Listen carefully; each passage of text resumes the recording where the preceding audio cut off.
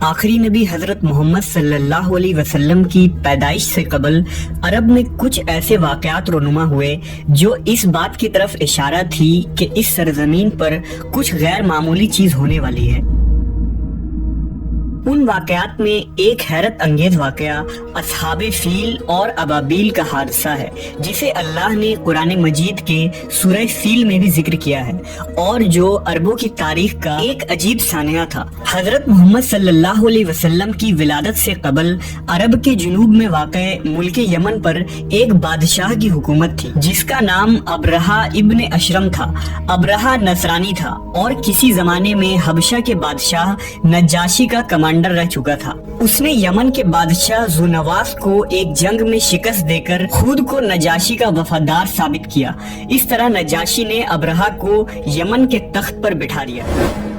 جب ابرہہ کو معلوم ہوا کہ عرب کے لوگ کعبہ کو نہایت ہی مقدس تصور کرتے ہیں اور ہر علاقوں سے لوگ کعبہ کی زیارت کے لیے مکہ کا سفر کرتے ہیں، تو اس نے یمن کے دارالخلافہ سنا میں ایک عظیم اور نہایت ہی خوبصورت گرجا گھر تعمیر کروایا۔ کہتے ہیں کہ اس زمانے میں پوری سرزمین پر اس سے زیادہ خوبصورت اور عالیشان گرجا کہیں نہیں تھا۔ اس نے پورے جزیرہ عرب میں اپنے مبلغ کو بھیجا اور لوگوں کو سنا آ کر اس گرجا گھر کی زیارت کرنے کی دعوت دی۔ دراصل ابرہہ کا مقصد یہ تھا کہ عرب کے لوگ مکہ کے بجائے یمن آئیں اور اس طرح سنا عرب کا مرکز بن جائے، ساتھ ہی کعبہ کی عظمت کو ختم کر کے اس گرجے کو مقدس بنا دیا جائے تاکہ زیارت اور عبادت کے ذریعہ مال بھی کمایا جا سکے۔ جب عرب کے لوگوں کو اس کے اس ارادے کا علم ہوا تو وہ طیش میں آ گئے اور بہت ہی غضبناک ہوئے۔ باوجود اس کے کہ عرب کے بیشتر قبیلے مشرک تھے، مگر وہ کعبہ شریف کی بہت ہی عزت و احترام کرتے تھے، کیونکہ یہ جگہ حضرت ابراہیم علیہ السلام کے آثار اور مقام سے منسوب تھا۔ لہذا مشرکین عرب نے ابرہہ کے اس عمل کو اپنے دین کے لیے خطرہ جانا، خاص کر قریش مکہ اس سے بہت زیادہ خائف ہوئے۔ لہٰذا بنو کنانہ کا ایک شخص غصے میں یمن گیا اور ایک رات اس گرجے میں داخل ہو کر ایک حصے میں آگ لگا دی، جبکہ دوسرے حصے میں نجاست اور گندگی پھیلا دی۔ جب ابرہہ کو اس کی خبر ملی تو اس نے اپنا صبر کھو دیا اور مسیح کی قسم اٹھاتے ہوئے کہا کہ وہ اپنے اس عبادت خانے کی توہین کا بدلہ کعبہ پر حملہ کر کے لے گا۔ لہٰذا اس نے حبشہ کے بادشاہ نجاشی سے مدد طلب کی اور ہاتھیوں کا ایک عظیم لشکر منگوایا۔ وہ لشکر سمیت یمن سے روانہ ہوا تاکہ کعبہ کو ڈھا کر اس کا خاتمہ کر دے۔ ادھر عرب کے تمام قبیلے ابرہہ کے خلاف اٹھ کھڑے ہوئے اور اسے شکست دینے کے لیے میدان جنگ میں کود پڑے، لیکن ابرہہ کے اس عظیم لشکر کے آگے عرب کا ہر قبیلہ شکست کھاتا چلا گیا۔ بنو سلیم، بنو غطفان، بنو اسد اور بنو ثقیف جیسے بہادر قبیلے نے بھی ابرہہ کے آگے ہتھیار ڈال دیے۔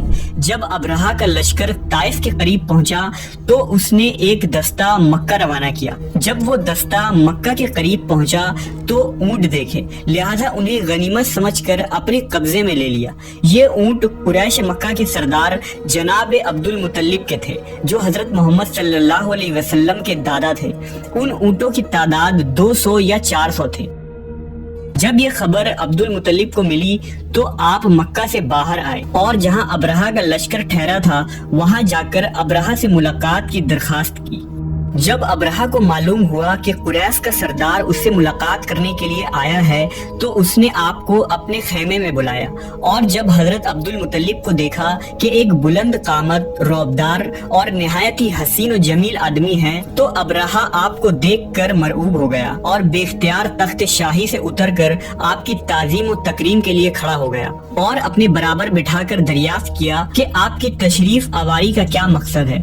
حضرت عبد المطلب نے جواب دیا کہ ہمارے اونٹ اور بکریاں وغیرہ جو آپ کے لشکر کے سپاہی ہانک لائے ہیں ان سب مویشیوں کو ہمارے سپرد کر دیجیے۔ یہ سن کر ابرہہ نے کہا کہ اے سردار قریش، میں تو یہ سمجھا تھا کہ آپ بہت ہی حوصلہ مند اور شاندار آدمی ہیں، مگر آپ نے مجھ سے اپنے اونٹوں کا سوال کر کے میری نظروں میں اپنا وقار کم کر دیا ہے۔ اونٹ اور بکری کی حقیقت ہی کیا ہے؟ میں تو آپ کے کعبہ کو توڑ پھوڑ کر برباد کرنے کے لیے آیا ہوں، آپ نے اس کے بارے میں کوئی گفتگو نہیں کی۔ حضرت عبد المطلب نے کہا کہ مجھے تو اپنے اونٹوں سے مطلب ہے، کعبہ میرا گھر نہیں بلکہ وہ خدا کا گھر ہے، وہ خود اپنے گھر کو بچا لے گا۔ مجھے کعبہ کی ذرا بھی فکر نہیں ہے۔ یہ سن کر ابرہہ نے کہا کہ اے سردار مکہ سن لیجئے، میں کعبہ کو ڈھا کر اس کی اینٹ سے اینٹ بجا دوں گا اور وہ زمین سے اس کا نام و نشان مٹا دوں گا۔ اس کے بعد ابرہہ نے تمام جانوروں کو واپس کر دینے کا حکم دیا اور عبد المطلب تمام اونٹ اور بکریوں کو لے کر مکہ واپس آ گئے۔ آپ نے مکہ کے لوگوں سے کہا کہ وہ پہاڑوں میں پناہ گزین ہو جائے، لہٰذا مکہ کے تمام قبیلے مکہ سے باہر نکل گئے، صرف جناب عبد المطلب مکہ میں اکیلے رہ گئے۔ آپ نے کعبہ کا دروازہ پکڑ کر بارگاہ الہی میں کعبہ کی حفاظت کے لیے رو رو کر دعا مانگی، اے اللہ، بے شک ہر شخص اپنے اپنے گھر کی حفاظت کرتا ہے، لہذا تو بھی اپنے گھر کی حفاظت فرما اور صلیب والوں اور صلیب کے پجاریوں کے مقابلے میں اپنی اطاعت شعاروں کی مدد فرما۔ ابرہہ جب صبح کو کعبہ ڈھانے کے لیے اپنے لشکر جرار اور ہاتھیوں کی قطار کے ساتھ آگے بڑھا اور مقام مغمس میں پہنچا تو خود اس کا ہاتھی جس کا نام محمود تھا ایک دم بیٹھ گیا۔ وہ اپنے ہاتھی پر جتنا دباؤ ڈالتا وہ آگے نہ بڑھتا تھا، لیکن جب وہ اس کا رخ یمن کی طرف کرتا تو وہ فوراً چل بڑھتا۔ ابرہہ اس واقعے سے سخت متعجب ہوا۔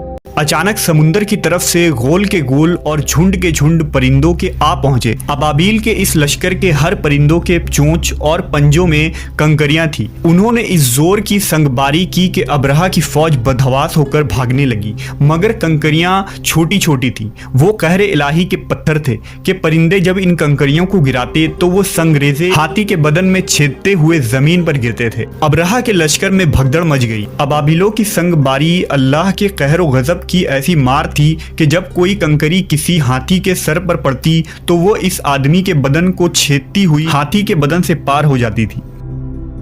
ابرہہ کے فوج کا ایک آدمی بھی زندہ نہیں بچا اور سب کے سب ابرہہ اور اس کے ہاتھیوں سمیت اس طرح ہلاک و برباد ہو گئے کہ ان کے جسموں کی بوٹیاں ٹکڑے ٹکڑے ہو کر زمین پر بکھر گئیں۔ اس واقعے کے بعد عربوں میں قریش مکہ اور کعبہ شریف کی اہمیت و عظمت مزید بڑھ گئی اور چند مہینے بعد ہی اسی سال نبی صلی اللہ علیہ وسلم کی ولادت ہوئی۔ یہ سال عام الفیل کا سال کہلایا۔